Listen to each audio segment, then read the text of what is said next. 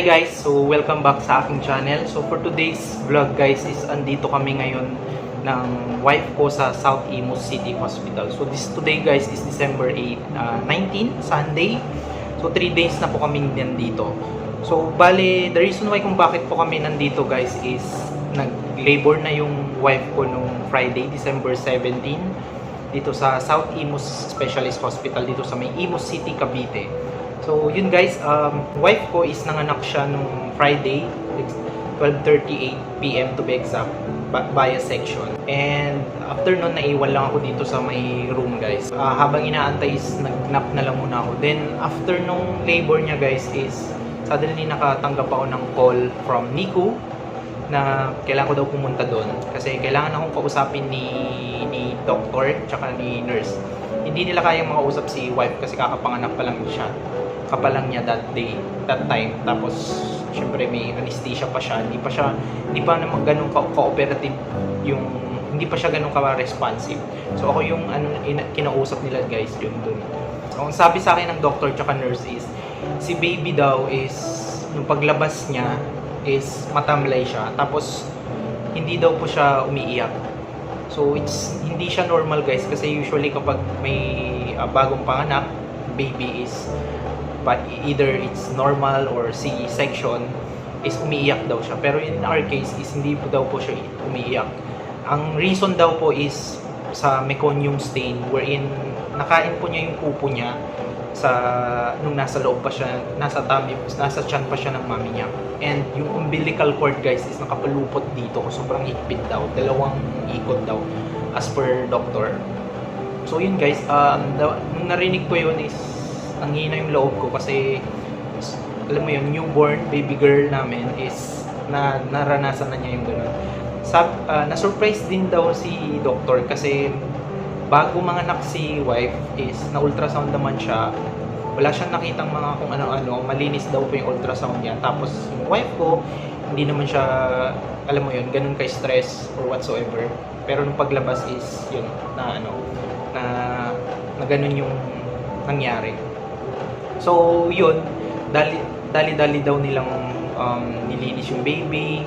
Kasi sila guys is hindi ko meron din kasi sila mga medical terms is which hindi ko masyadong na-absorb kasi medyo malalalim yung mga wordings ng doctor ng pag-explain. So inadmit siya sa NICU guys. So yung first day na na-admit siya sa NICU is sobrang struggle yung baby namin doon guys kasi stress daw siya. Na pumunta ako sa NICU, tinitignan ko siya pero hindi yung up close, kita lang namin is glass. Yun, nakikita ko siya guys, nagsisisure siya tapos nahihirapan daw siyang huminga. So doon is sobrang, alam mo yun, habang tinitignan ko siya is di ko mapigil umiyak. Tapos sobrang, alam mo yun, nangihina ako kasi na newborn tapos alam mo yun, na-encounter na niya yung ganun.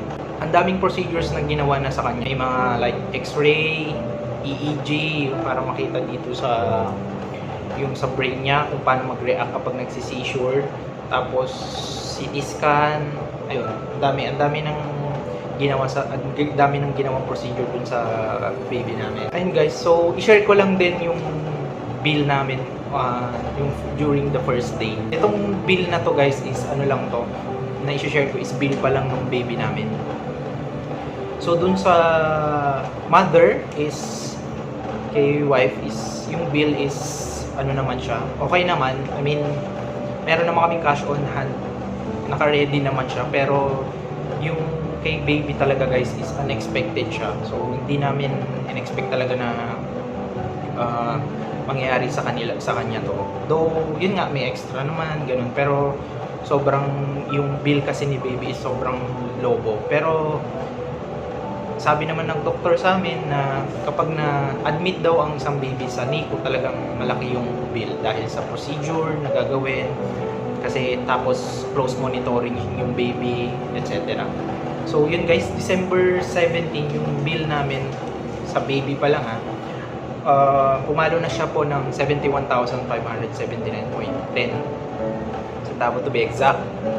So nandun na po yung neonatal intensive care unit, which is yun nga, NICU, pharmacy, CSR, central supply room, laboratory, x-ray, dietary section. Tapos yung room charge pala dun sa NICU dito sa South Imus City Specialist Hospital guys is 1.5 per day. So yun yung bill namin for the first day, 71,579.10. So wala pa dito guys yung PF ni doktor. And yung the second day guys is pumalo na po siya ng 81,626.10. So the more na tumatagal siya, so ang dami ng nadagdag na procedure sa second day niya kasi ang daming procedure na in-add sa kanya. Then yung pang third day, which is ngayon Sunday, is pumalo na po siya ng 110,736 na.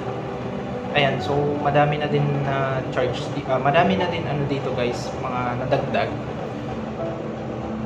Ayan, so yung billing namin guys is wala pa dito yung professional fee or yung PF ng doctor.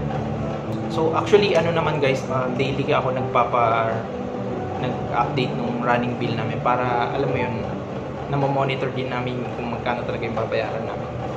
So, yun guys, sobrang yun yung bill namin for the third day. So, ipakita ko lang sa inyo guys yung mga videos na nakunan ko dun sa NICU, yung the time na nagsisisure siya, yung ang daming procedure na ginagawa sa kanya, tapos yung nahihirapan siyang huminga. So, ito guys, pakita ko sa inyo.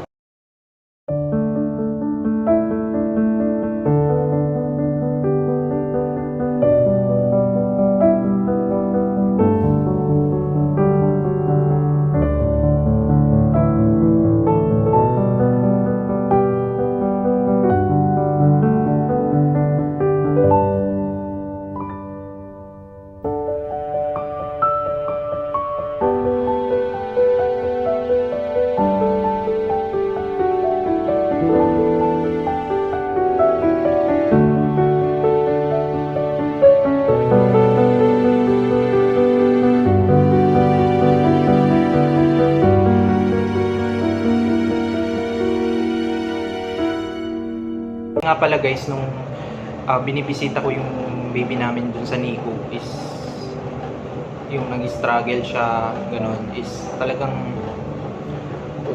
walang oras na di kami umiiyak ng wife ko. Though yung wife ko is nandito lang siya sa room kasi hindi pa siya pwedeng lumabas, hindi niya pa pwedeng mabisita yung baby namin. Pero ako yung pumupunta-punta guys, binibisita ko siya. Kung kapag nagsisisure siya, hirapan siyang huminga, ganun. So talagang ano guys, ang sakit, ang nakakapanghina ng loob. Tapos pinapa sa Diyos na lang namin lahat po. So sobrang pinapa sa Diyos na lang po namin lahat. 3 araw na namin to guys dito. Talagang hindi kami makatulog dahil yun, naisip namin yung baby namin. Ayun guys, so sana may dalawa lang po akong hihilingin sa inyo. Alam ko hindi nyo ako ganun kakilala, tapos yung mga subscribers ko, which is salamat, hindi ko din po kayo kakilala, pero the least that you can do guys is sana pag-pray nyo po kami, yung wife ko tsaka yung baby ko, na sana fast recovery sana, kasi sabi ng doctor habang tumatagal yung baby sa NICU is lalaki talaga yung baby. So we do believe guys na pray hard, it works. So pag nagsama-sama tayong mag-pray, pag pinalangin yung baby ko at wife ko, gagaling guys. So and yung last guys, favor ko sa inyo guys is itong video na to is sana panoorin nyo na hindi po nag-i-skip ng ads, kasi malaking tulong na po yung pag pinanood nyo, tapos hindi po kayo mag-skip ng ads, kasi sa YouTube guys is more views translates to more income. So yun lang yung guys. So bale gagawa pa ako ng next video nito, bale yung update na lang kung anong nangyari kay baby tsaka yung wife namin. So yun guys, that's all for my video guys. Don't forget to like and subscribe to my channel. Again, this is Cheyano and I will see you again next time. Bye!